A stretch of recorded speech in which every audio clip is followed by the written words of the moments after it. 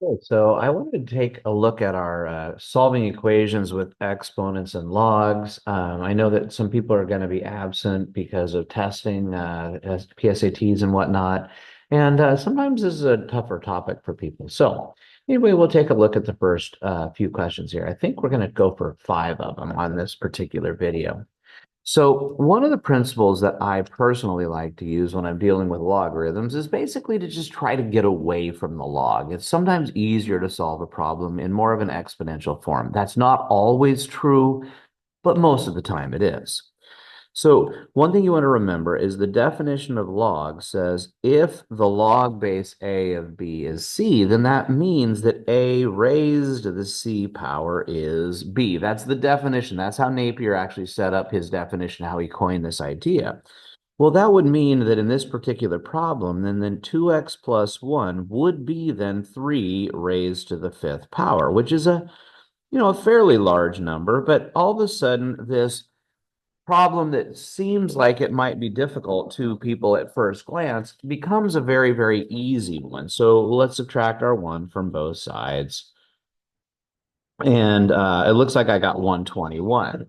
Now, one thing that I always encourage people to do is if they ever can, is to use our calculator to double check some things. So if I have done this well and I plugged in 121, I'm going to take math. I'm going to go down here. Let's see, where is that? Log with a base other than log base 3 of 2 times 121 plus 1. And that's supposed to be, I think I got too many parentheses there, is supposed to be 5. And so that kind of confirms very quickly that I did okay. For the next one, same idea. We've got x squared plus 2 is 3 to the third. Remember, bring that base up. So now x squared is 27 minus 2, which is 25. And that's going to make x plus or minus 5. And we can't take the log of negatives, but keep in mind that because of order of operations where parentheses happen first, that negative is being squared, and so it's actually okay. Now, this problem, again, we could check that answer. I already showed you that one, so I'm going to go ahead and let that one hang. But we are going to look at another one here in a few moments. This one is a little bit interesting because I'm telling you, I don't know what base it is, but somehow that base is going to yield an answer of 2. Well, it's really not as bad as you might think because that just means I've got x to the 2 power. A lot of people do this problem, they go 2 to the x and they get that upside down. But remember, the base of the log is the base of our exponential story. Well, that means I could move things around, and this is a nice little factorable quadratic equation. And so I'm looking back and I'm thinking, okay, so what are a couple of numbers whose product is 15, but whose sum is 2? And in fact, negative 15 and negative 2, but hopefully you get my idea. And a 3 and a 5 in multiplication could become a 15, and then their sum would be negative 2 if the larger of the two numbers was negative, which means my two possible options were negative 3 and positive 5 from our zero product property. Now, this is a really, really important rule, is that we know that the base of a logarithm comes from the base of an exponential. And so remember, when you do those things, we remember that in an exponential story, the base, when we said y equals a times b to the x, that b had to be bigger than 0, but not 1. Well, the same thing is true right here. The base has to be, sorry, I didn't make that clear. The base has to be bigger than 0 and not 1. Well, that's true of the base of the logarithm because it's an inverse, which means this is not a plausible answer, and x equals 5 is the only one. So that means my story says the log base 5, well, 2 times 5 is 10, plus 15 is 25. Oh, well, that is 2, isn't it? We can see that very easily, so no big deal. Okay, now this problem right here, I'm going to put a little star next to it because there's something a little bit tricky about this problem. Because there's actually two ways to look at this problem, and I'm going to actually do this problem two ways. One of them is going to give me part of the answer, and one of them is going to give me the whole answer, and I'll try to make that clear why. So one of the properties of logs is exponents become coefficients. And we go like that right here. And so notice I haven't really done anything entirely yet that's super magical other than move the exponent to the front. I'll divide both sides by 4, by 2, excuse me, that gives me 2. That means x minus 6 is 4 to the 2 power, and I got 22. Now that seems great. That seemed pretty easy, pretty straightforward, similar to the other problems, but let's look at it in a slightly different way. Over here, if I tried to go more directly like what I did before, and I took 4 and I raised it to the 4th power, that should be x minus 6 to the 2 power.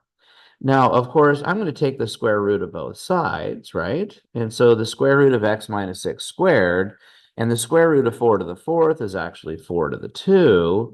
But something we talked about over the span of the last month or so is every single time you take the square root of both sides, you get a plus or minus. That's important. Notice that did not happen in my solution over here. So I've got x minus 6 is plus or minus 16. So when I add 6 to both sides, well, positive 16 plus 6 is 22. But negative 16 plus 6 is negative 10. Now you're like, wait a minute, we didn't have that answer before. So what's going on? Well, what is 22 take away 6 is 16. And if we actually tried that, you're going to find out that it works. Both of these answers, believe it or not, are legitimate. And here's where we made a little bit of a mistake. Because when I pulled that 2 into the front, I changed the domain of the question because I can only take the log of positives. And at this step right here, the only value I could take the log of is a value that is above the number 6. However, if we were to go back to the original problem, because it's being squared. That means the negative numbers are perfectly fine. Positive numbers are fine. It's just I can't have 0. So the domain of this question is that x cannot be specifically 6, but it can be anything else. But when I got to this step right here, I'm actually saying x has to be bigger than 6. So when I did this step right here, I actually changed the domain of the question. That actually tells me something that this was actually the better solution to the problem because as I did this work, I never changed the domain. Now, how do I fix that? Well, how I fix that is I should have put an absolute value around this. And if I put an absolute value around that x minus 6, then what I end up with is x minus 6 is 16 or x minus 6 is negative 16. And now I have a good solution. Okay, that's a little bit tricky, and sometimes people don't see it very well. Okay, number 5 for my last one. Okay, 1 minus 2x to the half power is going to be 1/3 to the negative 1. I know people get really bothered by that because fractions are a little scary. Negative exponents are even worse. But remember, a negative exponent just flips things over. So it was actually pretty nice. It was just 3. And this is 1 minus 2x to the 1/2 power, right? But a 1/2 power is a square root. Now, lest you think we have to do what we did right here, square roots are inverse functions, and we don't need to do the plus or minus because it needs to pass the horizontal and vertical line test. So we don't need to fix it and put a plus or minus on it. The domain of this is okay. So 1 minus 2x, if we square both sides, is 9. Negative 2x is positive 8, so x is negative 4. Again, that looks like we might have made an error because we're getting a negative number, but order of operations kicks in again. And remember, if we take negative 2 times negative 4, that's positive 8. And so we're actually okay. All righty. So that ends at number 5. That was my target for this video. Hopefully that helps, and I'll see you guys back in class. Bye-bye. Have a good day.